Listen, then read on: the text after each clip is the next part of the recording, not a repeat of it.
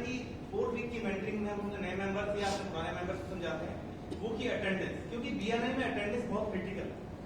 Basically आपको 100% attendance score रखना होता है, आप कोई भी मीटिंग स्किप नहीं कर सकते। कुछ फ्लेक्सिबिलिटी बीएनआई आपको देता है, लेकिन वो मैं आपको मीटिंग के बाद में शेयर करूंगा। देखिए अटेंडेंस के अंदर आप बोलते हैं कि मैंने last week as a visitor यहाँ पे अटेंड किया, मैंने एज ए मेंबर यहाँ पे ज्वाइन कर लिया, पेमेंट दे दी। अटेंडेंस भाई क्या है, मैं तो अपने काम धंधे में भी मर्जी से जाता हूँ, यहाँ पे अटेंडेंस क्यों क्रिटिकल है? क्योंकि किसी भी और संस्थान में अगर आप किसी भी चीज की मेंबरशिप लेते हैं, आप जिम की मेंबरशिप लेते हैं, मैडम से कोई डाइट प्लान लेते हैं, कोई किसी भी तरह की कोई भी चीज आप सीखने के लिए जाते हैं, तो वहां पे क्या होता है, आप पे करते हैं और आप गेन करते हैं। आप इनसे इनको पैसे देंगे, वो आपको डाइट प्लान देंगे, आप जिम में जाएंगे, वर्कआउट करेंगे, आप गेन करेंगे। लेकिन बीएनआई क्योंकि बिलीव करता है गिवर्स एंड गेन में, यहाँ पे आप देने नहीं लेने नहीं आते, यहाँ पे आप बिजनेस देने आते हैं। अगर आप खुद नहीं आएंगे तो आपके बाकी फेलो मेंबर कैसे बिजनेस कर पाएंगे? तो ये चेन कैसे रोटेट होगी? तो आप एक सर्कल को ब्लॉक कर रहे हैं। एम्प्टी चेयर से यहाँ पे बिजनेस नहीं होता, इसलिए बीएनआई में अटेंडेंस बहुत क्रिटिकल है। सेकंड है कि अगर आप किसी कारणवश नहीं आ पा रहे हैं, सपोज आप अपने काम पे भी नहीं जा पा रहे हैं, तो आप क्या करते हैं, अपनी सीट पे अपने ऑफिस में किसी रिस्पॉन्सिबल आदमी को बिठा देते हैं, सो दैट कि आपकी एब्सेंस के अंदर आपका जो बिजनेस है वो लॉस ना हो, आपके जो प्रोजेक्ट है वो हैंडल हो।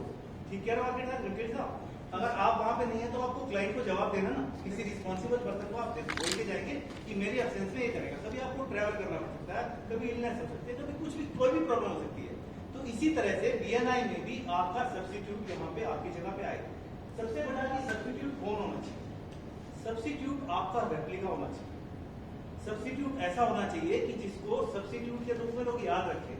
सब्स्टिट्यूट ट्रेन होना चाहिए, वेल ट्रेन हो सके तो उसे एमएसपी करें। उसे बिफोर एकदम रात को मत बोले यार सुबह मैं नहीं जा रहा भाई, सुबह चला जाइए विजय चला जाइए भाई, पता जाके वहां पे ब्लैंक हो गया, उसको प्रेजेंटेशन नहीं पता, वो मेंबर से क्या बात करेगा, क्या नेटवर्किंग करेगा, वो तो आया नहीं आया बेचारा बराबर है, वो ब्रेकफास्ट टेबल पे भी अकेला दाना चूरा होता चला जाता।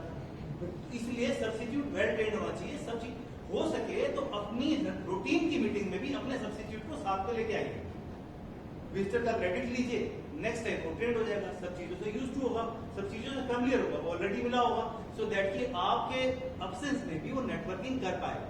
सब्स्टिट्यूट की बहुत इंपॉर्टेंस है।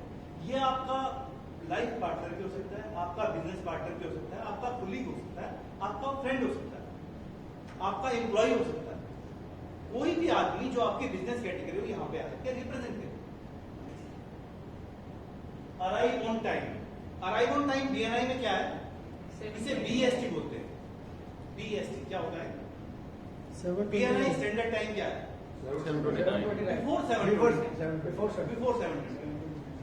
7:29 है। बेस्ट टाइम इसलिए है क्योंकि आपके दिन में भी ना लाइफ के अंदर बहुत सारे टाइम का सर्कल होता है, जिसमें किसी टाइम में आप बहुत ज्यादा ऑक्यूपाइड होते हैं, किसी टाइम में आप बहुत ज्यादा स्ट्रेसफुल होते हैं, किसी टाइम में आप रिलैक्स कर रहे होते हैं, किसी टाइम में आप खाना खा रहे होते हैं, किसी टाइम में आप बिजनेस मीटिंग अटेंड कर रहे होते हैं। लेकिन दिन में भी ना ऊपर वाला आपको एक बेस्ट टाइम देता है जिसमें आपका मूड थोड़ा सा फ्रेश है। सारा दिन स्ट्रेस में किसी भी टाइम, किसी का शाम में भी हो सकता है, किसी का सुबह अर्ली मॉर्निंग भी हो सकता है वॉक करते हुए। लेकिन बीएनआई में जो बेस्ट टाइम बोला गया है वो बेस्ट टाइम बोला गया है बिफोर 7:29, बिकॉज ये नेटवर्किंग का सबसे अच्छा टाइम है। आपको पता है कि हम नेटवर्किंग जहां भी होती है, ओपन नेटवर्किंग, हम टी कॉफी टेबल के ऊपर एक राउंड टेबल क्यों नहीं लगाते हैं कि बैठ करके नेटवर्किंग, वहां पे हमेशा स्टैंडिंग टेबल होती है ताकि आप हैंग आउट कर सकें, कभी इससे, कभी स्कूल पे, कभी उस स्कूल पे, कभी आप किसी के साथ बात करेंगे, कभी कहीं कॉफी पीएंगे, किसी के साथ हैंडशेक करेंगे। तो ये नेटवर्किंग का बेस्ट ऑप्शन है और all over world same agenda. Weekly presentation आज आपको सरप्राइजिंगली खड़ा कर दिया चित्रेश्वर में, क्यों? क्योंकि यही सब सिचुएशन हम सब ने भी कभी ना कभी फील किया है। आज जैसा बोल पा रहे हैं ऐसा कभी नहीं बोल सकते, हमारे तो घर में भी आवाज नहीं निकलती। ये सबसे अच्छे एजेंडा है। हाँ जी, लेकिन यहाँ पे हमें बोलने का मौका मिलता है, समझने का मौका मिलता है, अपने आप को प्रेजेंट करने का मौका मिलता है। वीकली प्रेजेंटेशन बहुत ही इंपॉर्टेंट फैक्टर है। हो सके तो आप स्क्रीनशॉट ले लीजिए, मैं ग्रुप पे भी शेयर करूंगा। सबसे पहला पॉइंट है introduction, your name, your company name, your profession. Second, share a single keyword, introduce on one specific fact of your business to discuss this theme. Tell your story, how how you help that client, like with specific success story. Call of action, specific, give and ask. Last week specific पर मैं discuss किया था, तो आप close repeat your and your company name again. Last में I am so and so represent this company or this profession.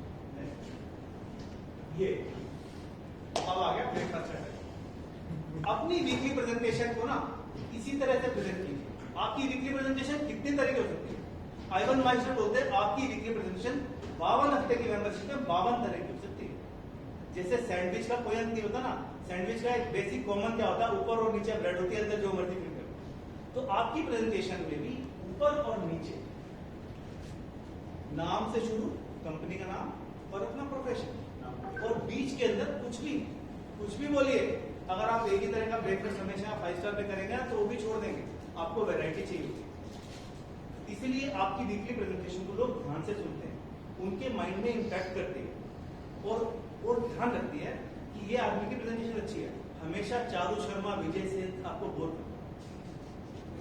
इसीलिए हमेशा आपका गिव एंड आस्क चेंज होना चाहिए, आपकी बीच की फीलिंग चेंज होनी चाहिए। तो हमेशा ये ध्यान रखें, अपनी वीकली प्रेजेंटेशन को प्रिपेयर कीजिए so that key members are.